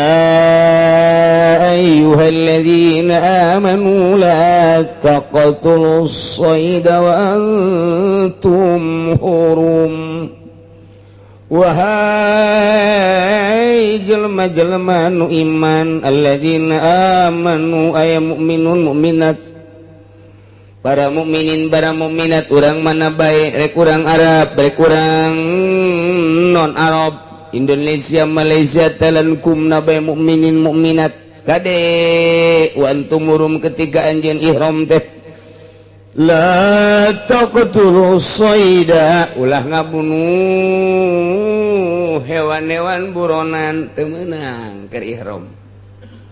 mun keur ihram aya larangan hiji teu meunang make pakaian anu ngaput mun urang keur ihram kemudian maka pakaian nu ngaput ngahaja fidyah. Kedua temenang nutupan sirah mun urang nutupan sirah ngahaja fidyah.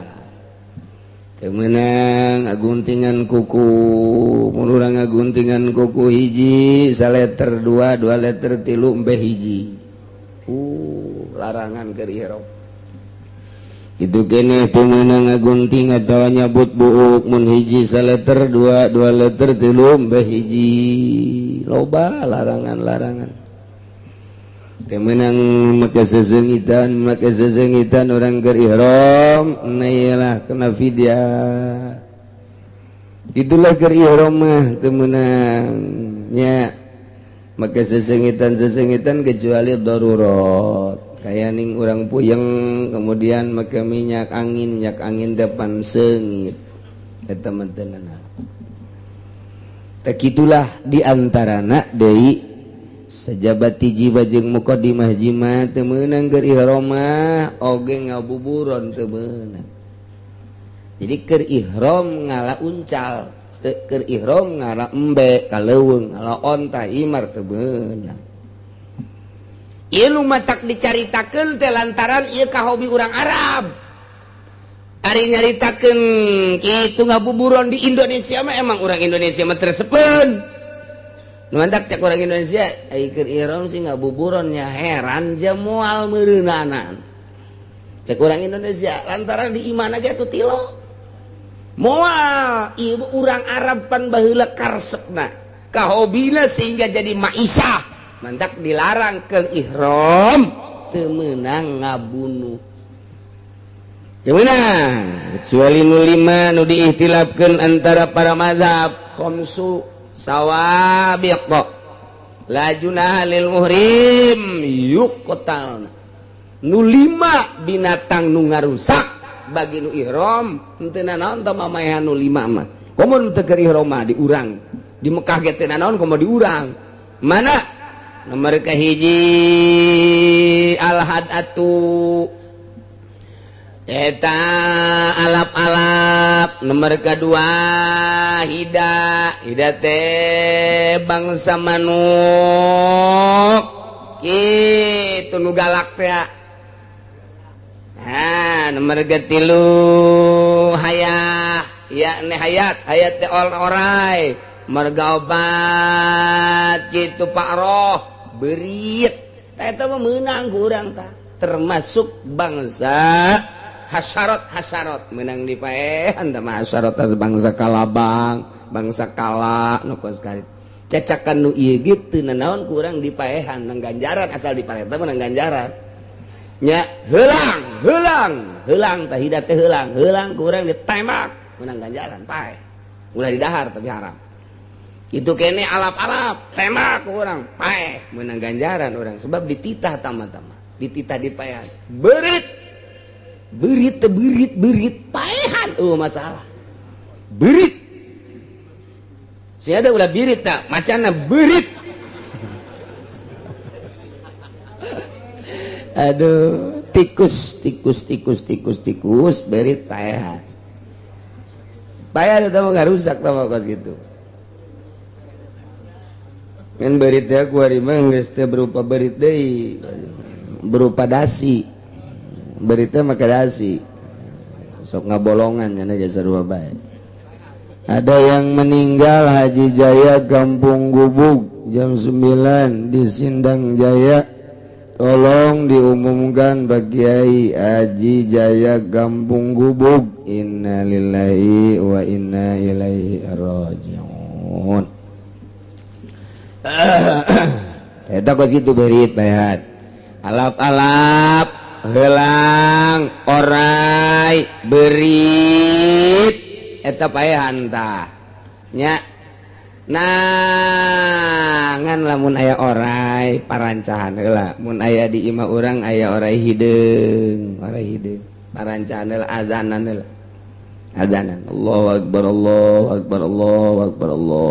asyhadu an la ulah qobat dari salat asyhadu an la azanan aja nyana ngaringkel tutupan ge ku urang tutupan ke bakul tah ke naon tinggalkeun kadinya deui eueuh berarti jin orai hideung teh kos kitu atawa dibuka aya keneh parancan ku urang ieu mah imah orai lantaran imah mah lain tempat sia orai na ieu aing asa kaganggu memeh ku aing sia di paehan maning indit bae mun sia teu indit wayahna beusi aing maehan sia na ieu ulah nyalakeun aing geus antepkeun tutupan tau tinggalkeun eueuh mun bener jin ila mun aya orai di imah warnana hideung na ieu mah parancan heula azanan heula anakalana jin sing ade pas gitu kene berit teh aya berit asli aya berit azab ti Gusti Allah datang aki-aki mawa kisah biasana teh neuleuan nyana ka sawah aki-aki heula aki-aki mantak eta aki-aki teh sing ade besi raja berit gitu beneran iya mah henteu sambarangan datang gitu bae berit teh henteu aki-aki heula neuleuan-heula nyana ge ja utusan Allah aki-aki teh raja berit nyana teh ngambean heula set ieu pare ieu oh nu bogana ge diambean ku nyana oh ieu mah tirok ngazakat ieu diambean belah dieu bandian daji tah lamun geus mayoritas didinya teh teu beres ka Gusti Allah teu ngazakat teh atawa jada teh babanda bae eta dilepaskeun beurit ka dinya nyanana lep eueuh eta mah beurit eta mah sanajan dipaehan ge loba bae bakalna eueuhna ge eueuh sorangan ieu bakal lamun ku urang dipaehan dibeuleum misalna atawa dipek-pek gering ku paehanana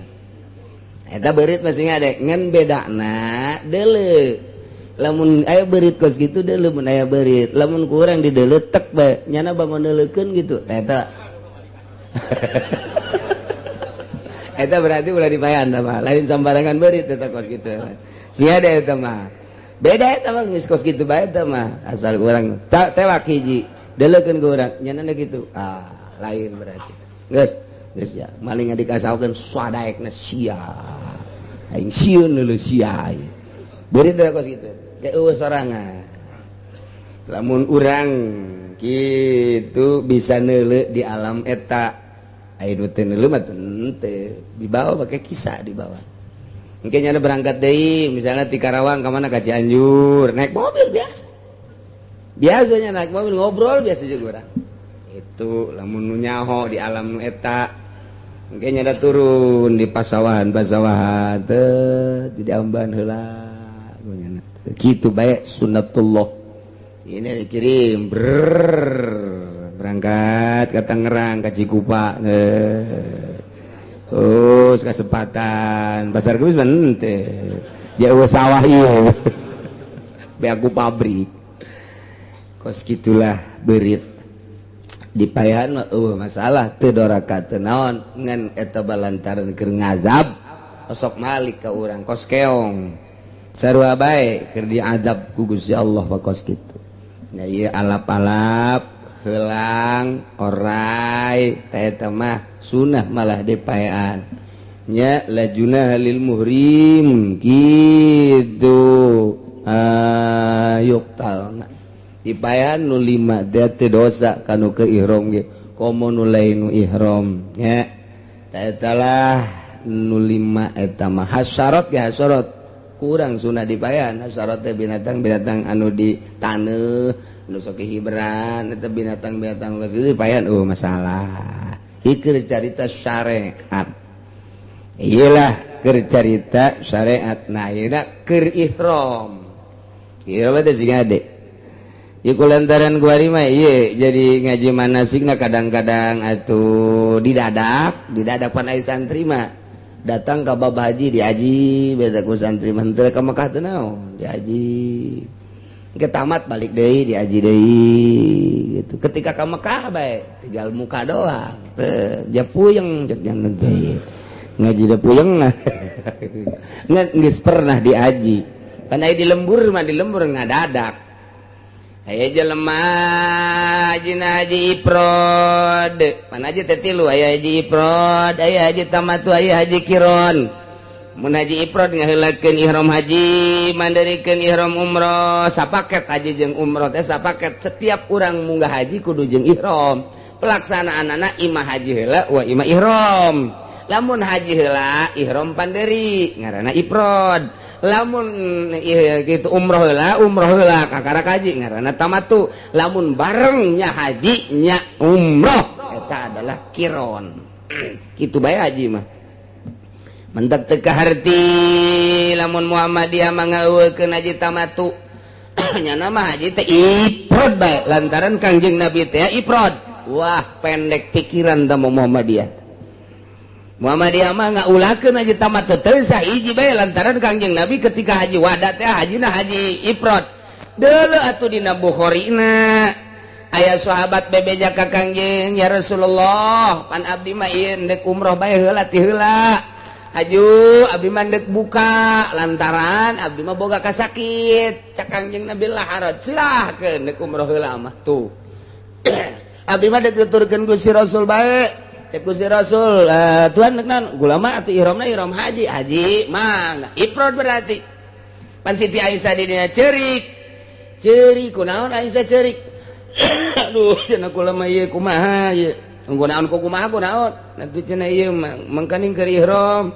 aju ieu head atuh head si cerik jak Kangjeng Nabi teh biasa anak Adam awal kudu head aja itu kumaha teruskeun ihramna ulah jadi masalah aju atuh terus uku pula salat terus ka Muzdalifah terus ka Mina geus bae jadi haji mah teu boga wudu ge boro-boro teu boga wudu bugu head ge jadi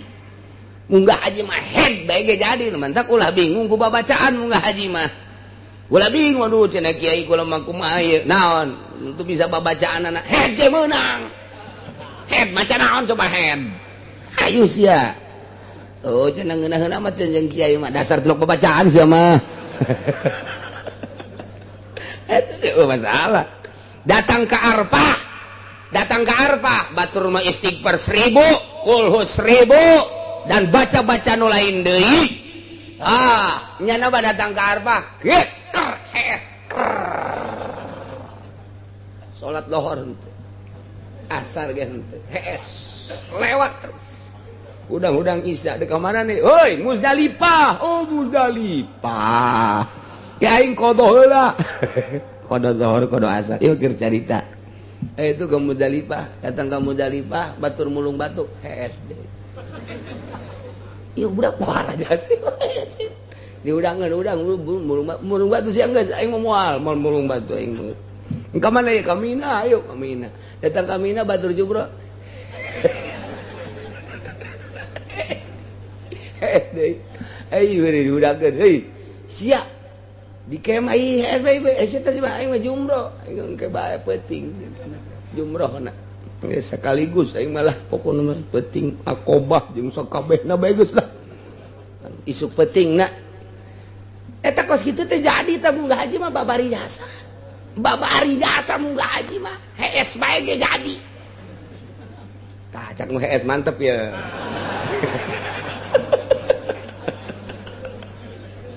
atuh jadi ulah bingung gua babacaan head bae Siti Aisyah manggaring jadi geus beres ye teu ka Mekah Abdurrahman kakakna Aisyah dipanggil Kangjeng Nabi Abdurrahman tah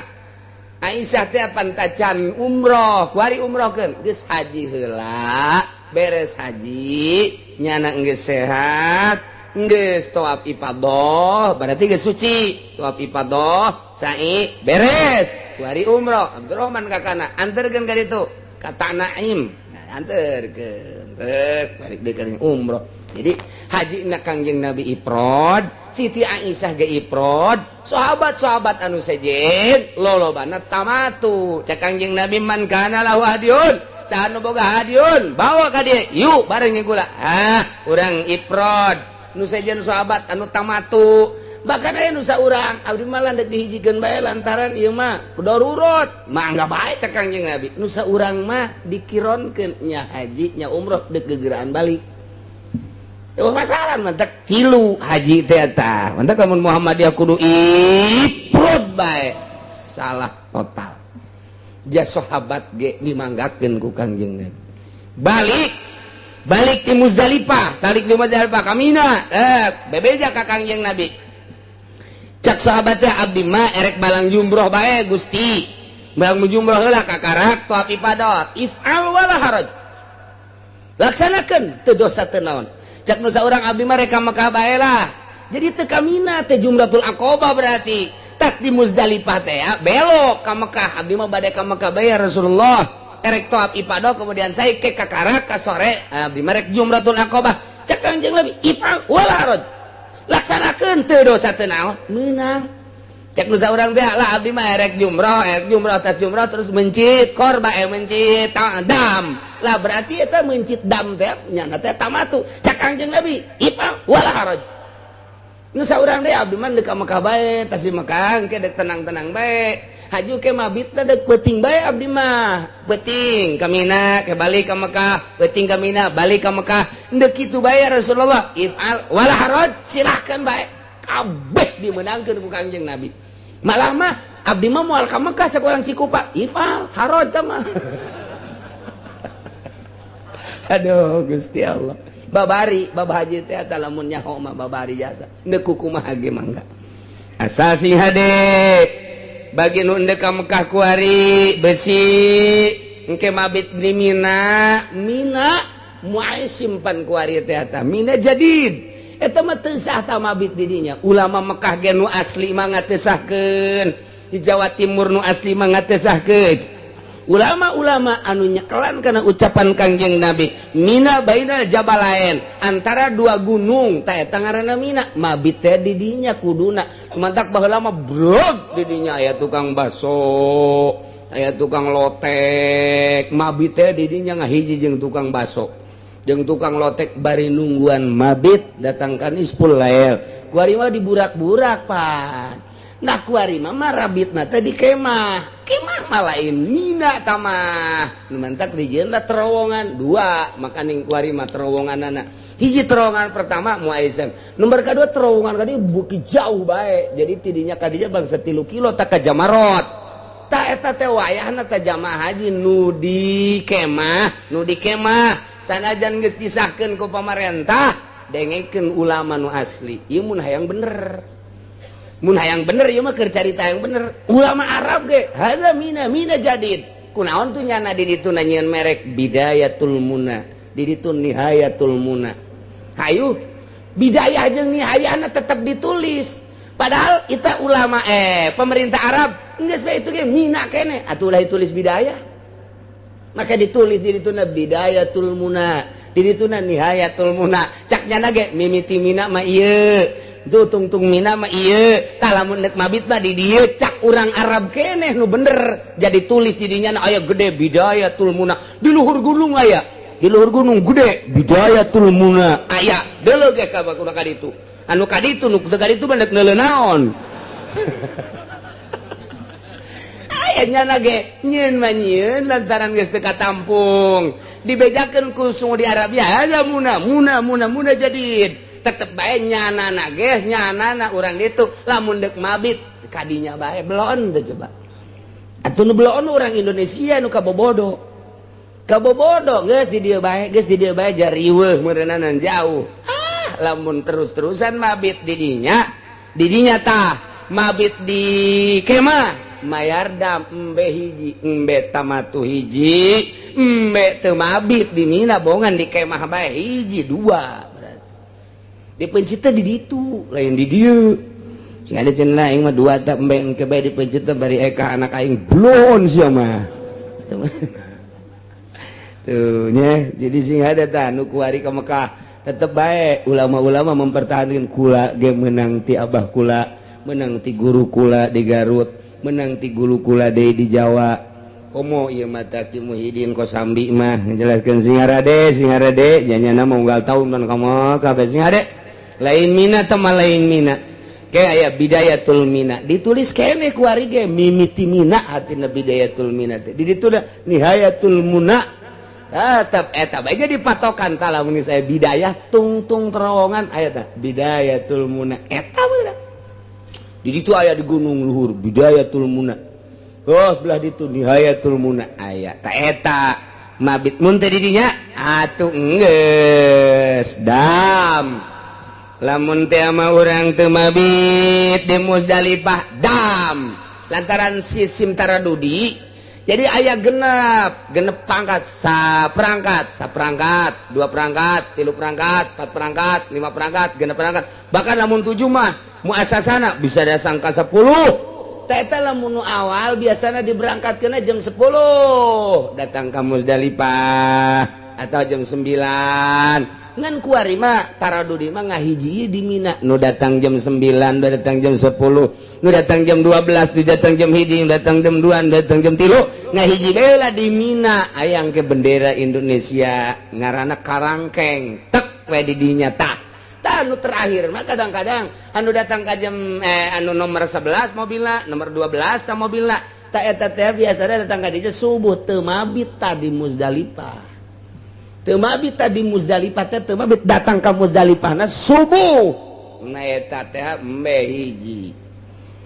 Itu cenah sama jauh urang mah teh nyaho ieu darurat meureunna nanti mah keur carita mun ku sia didaruratkeun kos kitu embung mayar embe atuh olos. Dan cek ulama embe bae hiji lantaran naon? Lantaran bisa urang ti Arfah ka Muzdalifah lempang deket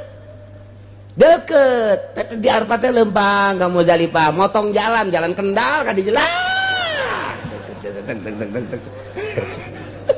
jekes urang ku teu ngupayakeun lempang nungguan mobil darurat jadi leungit mantak lawan atuh lempang jadi deket sama kadinya kulantaran udah teu ngupayakeun lempang teu darurat embe hiji berarti ti Mina ti Muzdalifah ka Mina deket jasa tama deket artinya paling ge 3 atau 4 kilo deket jasa Masya Allah pulang balik bae eta karyawan ka imah ka pabrik kana sabaraha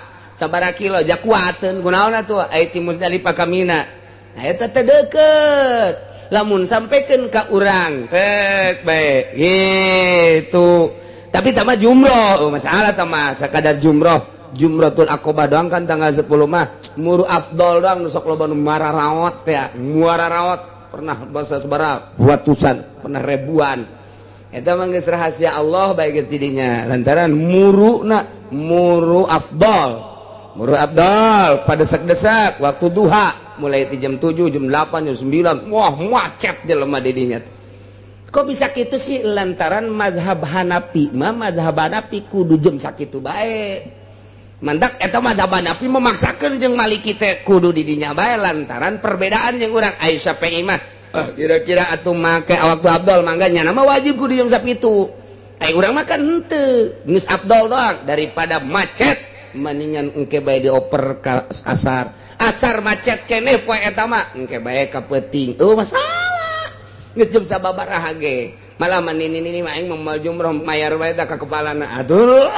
masalah teh jumroh teh naon gitu naon sakabehna tanggal 10 teh jumroh tanggal 11 teh jumroh tanggal 12 teh jumroh tanggal 13 teh jumroh aing mah mayar bae moal kudu jumroh masalah tah aing mah mayar moal jumroh moal masalah mencit embe jababari jasa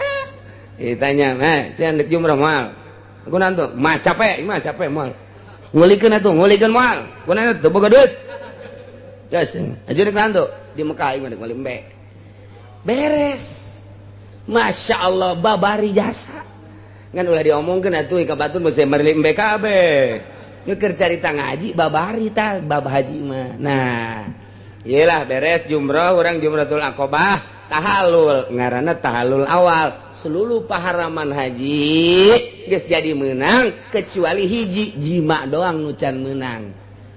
jima doang tanu can menang ai prakah beneran terjadi blon jasa ieu ulah keur di Mekah bae kiai cenah aya masalah ieu naon masalah naon lamun urang mantos di jumrah kemudian tahallul eta geus tahallul awal can tawaf ifadah jadi can boga haji gede itu teh kakarak tahalul awal ngaran mun salam kakarak ulu salam kakatu doang can kakenca oh nya aju naon nu diharamkeun kabeh geus halal kecuali jima ieu mah aya jamaah urang mana urang Tangerang na mana deket kiai ge cenah deket tetanggana nu aya naon ieu ieu kakarak tahalul awal jima kumaha tah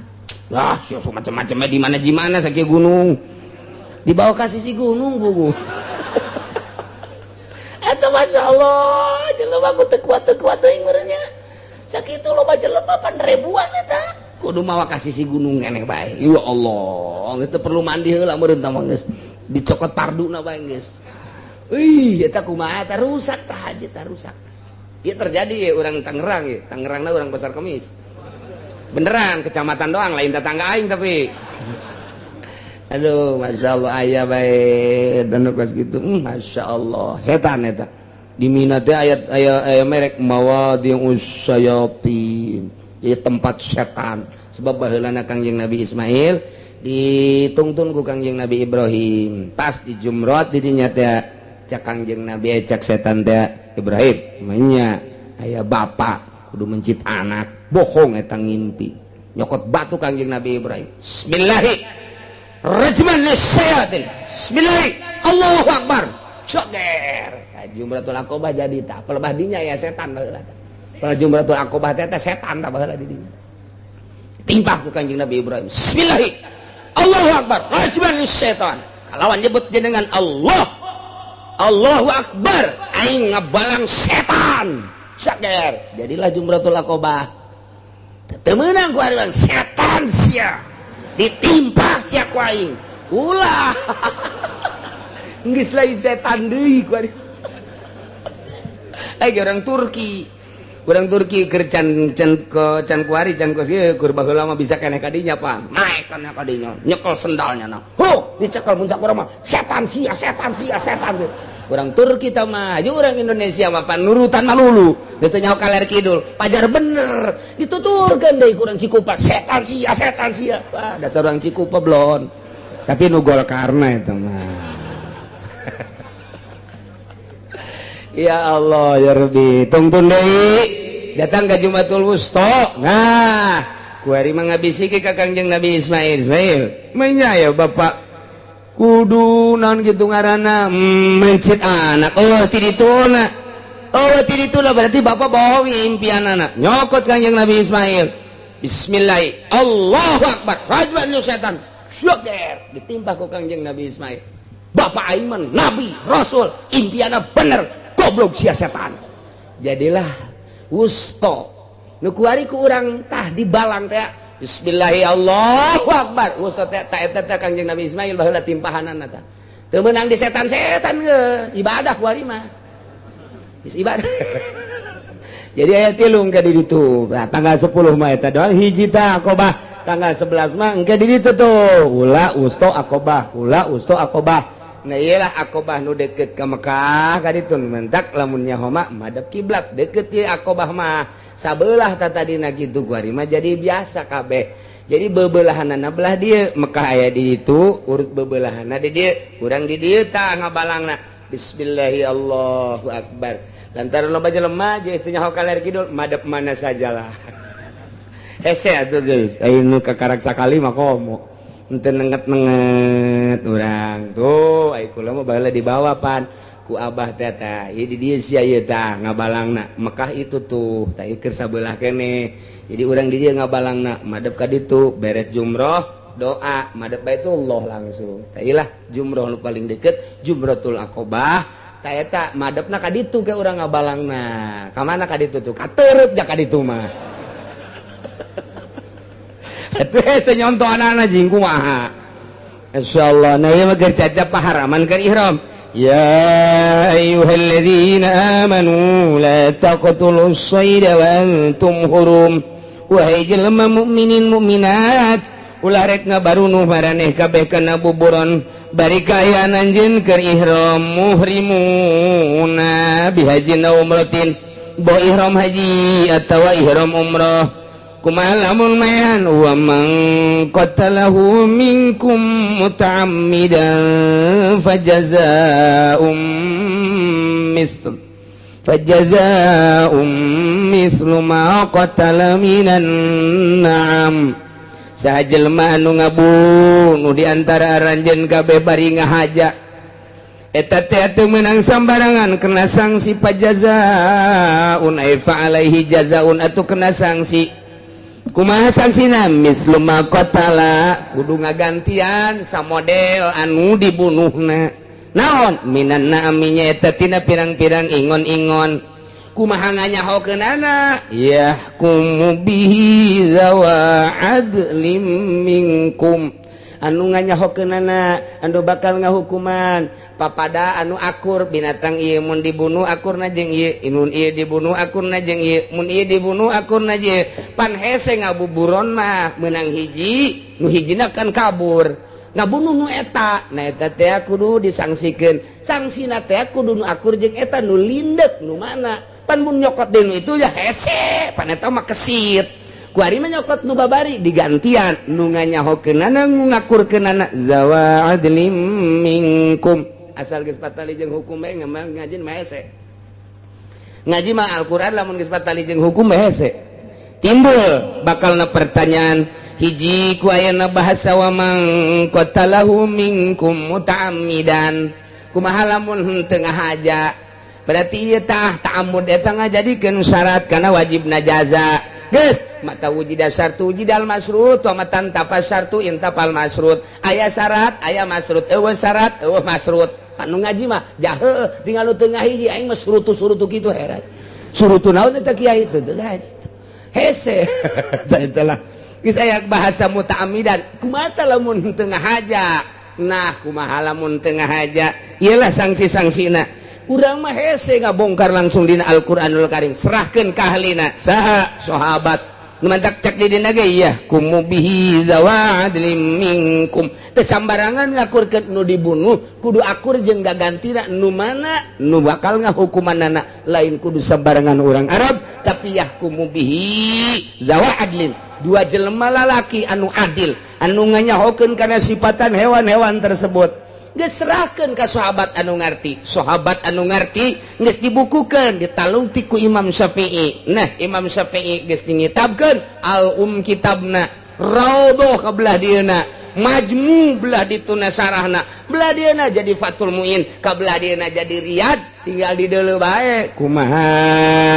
babandinganna namun maehan onta aya dina Riyad